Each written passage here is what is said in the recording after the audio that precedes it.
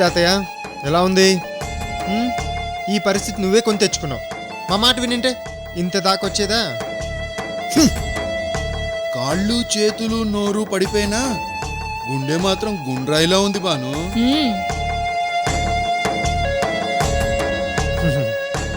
లేదు నాన్న, ఈ గుండె అప్పుడే ఆగిపోతే ఎలా? మన గూడి పుటాన్ని మొత్తం చూడాలిగా. తాతయ్య, ఈ రోజు నుంచి నీ ముద్దుల మనవరాల్ని అమాయకురాలు చేసి ఎలా ఆడుకుంటానో చూసి ఆనందించు. నీ ఆస్తిని హారతి కర్పూరంలో ఆరగిస్తుంటే కళ్ళారా చూడు. ముద్దుల తాతయ్య, ముద్దుల మనవరాలు, డైలీ 4 షోస్ ఫ్రీ. ఎంజాయ్. రేయ్ నువ్వు ఆగరా. భుజంగరావు గారి ఏకైక పుత్రుడు, ఆయన్ని పున్నామ నరకం నుంచి తప్పించే కొడుకుని నన్ను మాట్లాడివా? అరే మీకన్నా నా నాన్న రా.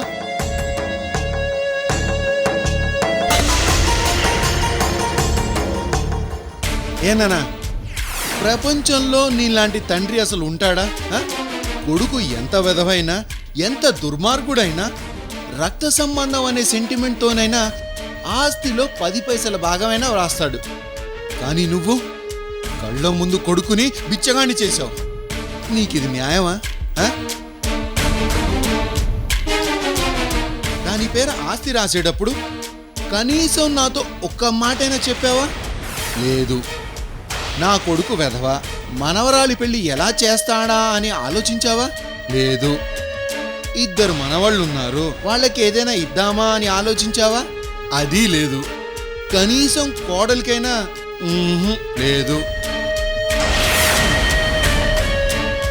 నీకిది ధర్మమా నాన్న? నిన్ను హాస్పిటల్లోనే చంపాలన్నంత కోపం వచ్చింది, అని ఆగిపోయాను. ఇప్పుడు చూడు, చచ్చాక పున్నామ నరకం నుంచి తప్పించడం కాదు, బతికుండగానే నరకం చూపిస్తాను. రెడీగా ఉండు.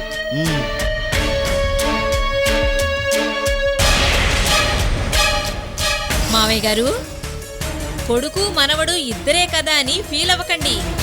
కోడలు కూడా నరకం చూపించడానికి సిద్ధంగా ఉంది.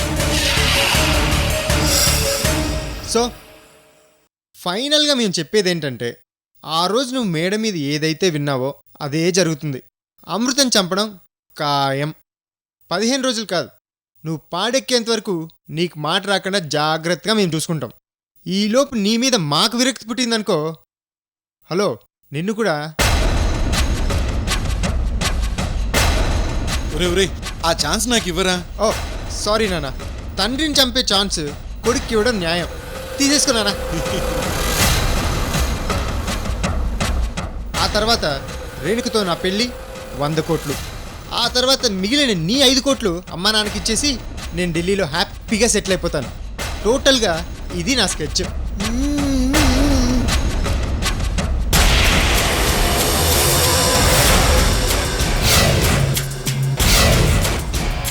Okay bye. పదండి నాన్న.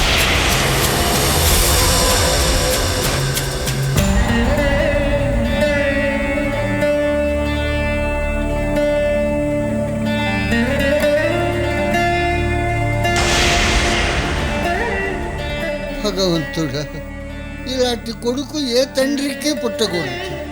ఇలాంటి కోడలు మనవడు ఏ ఇంట్లోనూ ఉండకూడదు.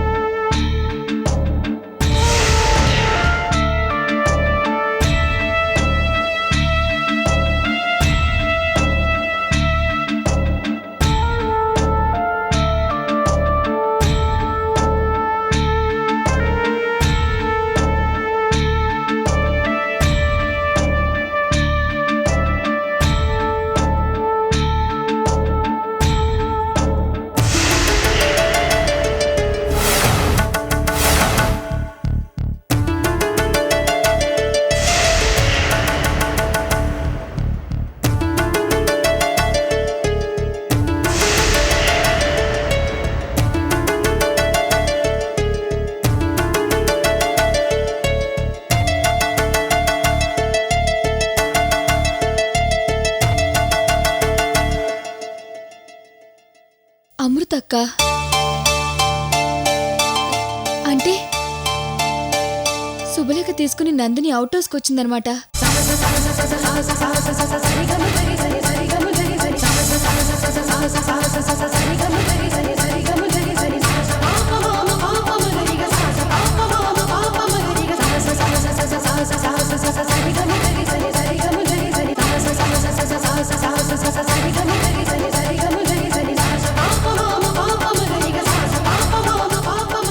అంటే నందిని పెళ్లి ఈ రోజేనా?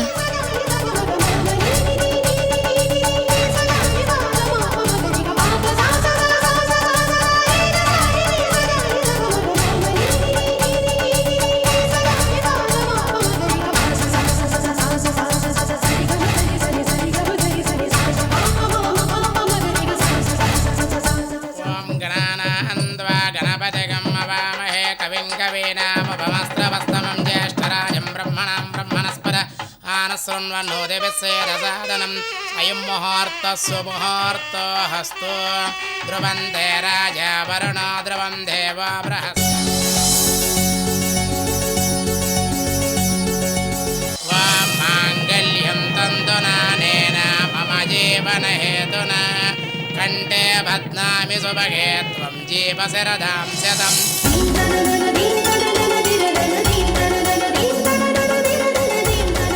బధ్నామి సుభగే త్వం జీవశరదాం శతం. మాంగళ్యధారణ ముహూర్తస్సు ముహూర్తోऽस्तु. అందరూ అక్షతలు వేయండమ్మా. ముహూర్తకాలే సూర్యాదీనాన్నవానాగ్రహ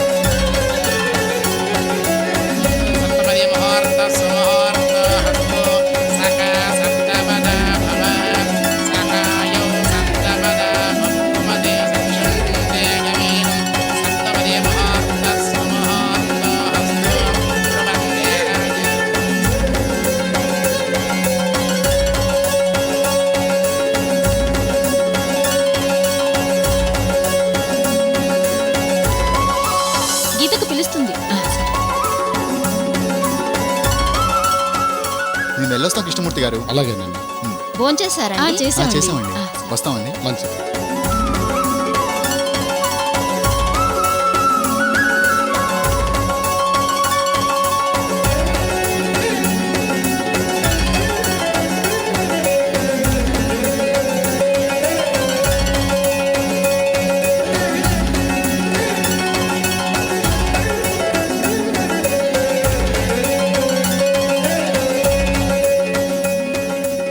వెంకట్రా వెళ్ళి ఆశీర్వాదం తీసుకో.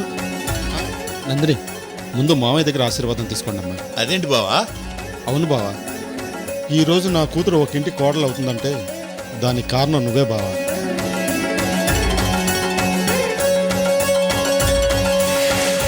అంతేకాదు బావా, ఈ కృష్ణమూర్తి సిగ్గుతో తలంచుకొని పరువు పోయి ప్రాణాలు పోగొట్టుకునే పరిస్థితిలో నువ్వు ధైర్యం చెప్పి మాకు అండగా ఉన్నావు. నా పొలాన్ని గిట్టుబాటు ధరకు అమ్మి సిటీలో ఆర్థికంగా నిలదొక్కుకోవడానికి సహాయం చేశావు. అవునన్నయ్య, ఎన్ని సమస్యలు వచ్చినా కుంగిపోనీయకుండా ఆయనకి ధైర్యం చెప్పావు. అవును బావా, దేవుళ్లాగా నన్ను నా కుటుంబాన్ని ఆదుకున్నావు. నువ్వు లేకపోతే నేను లేను బావా. నీ రుణం ఎలా తీర్చుకోను బావా. అందుకే ముందుగా నీ దగ్గర ఆశీర్వాదం తీసుకోమన్నాను. అయ్యయ్యో ఏంటి బావా నువ్వు? ఇందులో నాదేముంది? నేనేం చేశాను? ఇదంతా నీ గొప్పతనే బావా.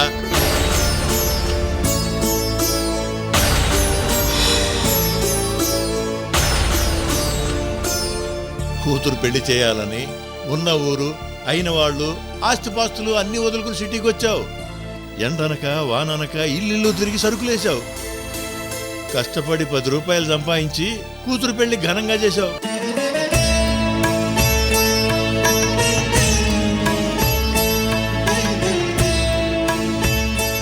పిల్లల కోసం తల్లిదండ్రులు సుఖాలను త్యాగం చేయొచ్చు బావా, అది ధర్మం.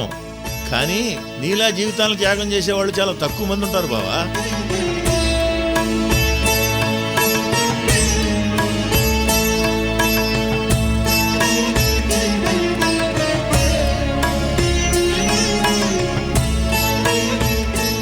నీలాంటి తల్లిదండ్రులు ఈ భూమి మీద 10 కాలాల పాటు పచ్చగా ఉండాలి బావా. నీకిచ్చిన మాట ప్రకారం బంధువుగా కాదు, ఒక స్నేహితుడిగా ఈ పెళ్లి సంబంధం కుదిర్చి నా మాట నిలబెట్టుకున్నాను. అలాగే నువ్వు కూడా నందిని పెళ్లి చేసి తండ్రిగా నీ బాధ్యత తీర్చుకున్నావు బావా.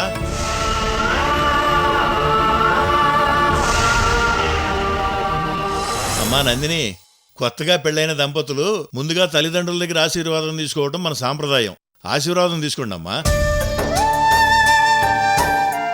పిల్లా పాపలతో 100 ఏళ్ళు చల్లంగా ఉండండి. ఆ భగవంతుడి ఆశీస్సులు మీకెప్పుడూ ఉండాలి.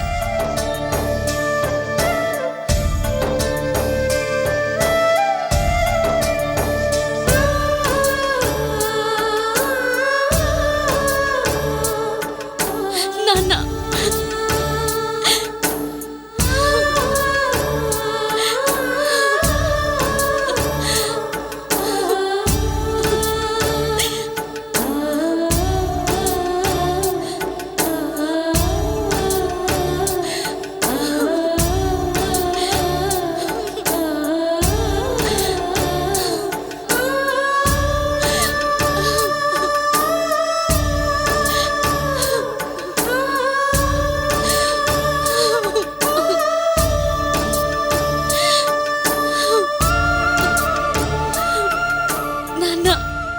విషయంలో నేను మిమ్మల్ని చాలా బాధ పెట్టాను. నన్ను క్షమించండి నాన్న. లేదమ్మా, లేదు. నీ అక్క తప్పు చేస్తే అనవసరంగా నేనే నీ మీద కోప్పడి నిన్ను బాధ పెట్టాను. లక్ష్మి, ఆ బట్టలు తీసిరా. ఆ,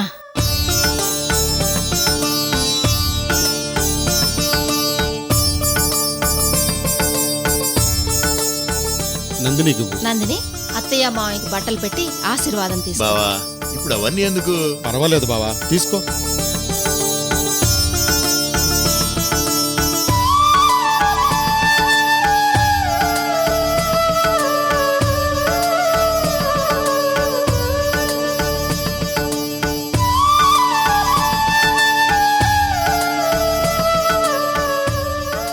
మమ్మల్ని ఆశీర్వదించండి బాబాయ్. మావయ్య. అష్టైశ్వర్యాలతో పిల్లా పాపలతో నిండు 100 ఏళ్ళు జీవించండి. బావా, నీ చెల్లెలికి పట్టు చీర, నాకు పట్టు బట్టలు పెట్టావు. ఇంతేనా? ఇంకేమన్నా ఉందా? ఇంకేం కావాలో అడుగు బావా. ఎలాగో అల్లుడికి కూతురికి పెళ్లి తర్వాత ఆ ఏర్పాట్లు చేస్తావు కదా. ఆ, అవును. ఇలా మా పెళ్లి రోజు బావా. అరే, ఆ విషయం ముందే చెప్పలేదా బావా? ఏదైనా కానీ పెళ్లి రోజు శుభాకాంక్షలు. ఇంతేనా? దీంతోనే సరిపెడతావా? మరింకేం కావాలి బావా?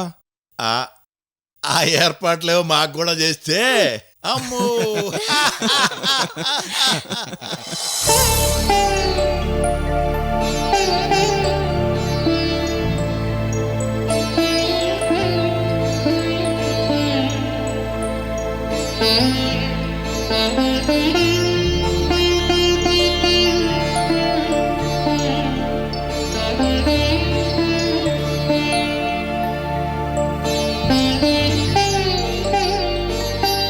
గుడ్ మార్నింగ్ తాతయ్య.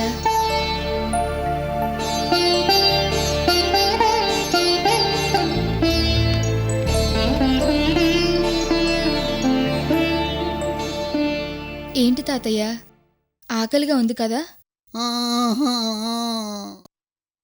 అందుకే ఈరోజు ఎర్లీగా లేచి మీకోసం నేనే టిఫిన్ రెడీ చేసి తీసుకొచ్చాను. టిఫిన్ తినండి తాతయ్య. తినండి తాతయ్య. ఆ, ఆ.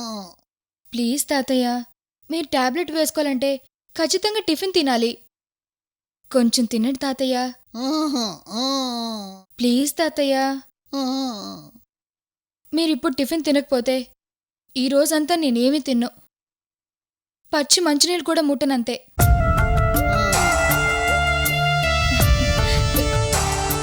తినండి తాతయ్య.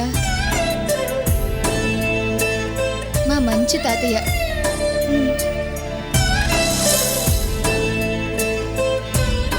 మంచినీళ్ళు తాగండి తాతయ్య.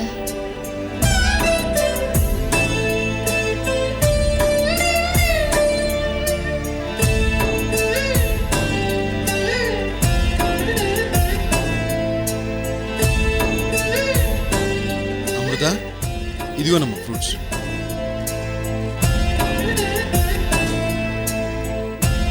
అమృత, మావయ్య గారు టిఫిన్ చేశారా? ఇప్పుడే తినిపించాను అత్తయ్య. మరి మందులు వేసుకున్నారా?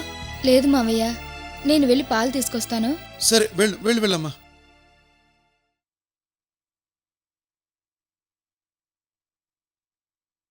వెళ్ళిపోయిందా? వెళ్ళిపోయిందిరా. బ్యాడ్ మార్నింగ్ తాతయ్య. ఏనా ఎలా ఉంది నీ బ్రెడ్ లైఫ్? ఏంటి, ఫ్రూట్స్ నీకోసం అనుకున్నావా? కాదు, మాకోసం. నీకు నరకం చూపించాలంటే మాకు ఎనర్జీ కావాలి కదా. ఒరే నువ్వు ఆగరా. ఈరోజు మార్నింగ్ షో నాది, నన్ను మొదలు పెట్టని. క్యారీ అన్నానా?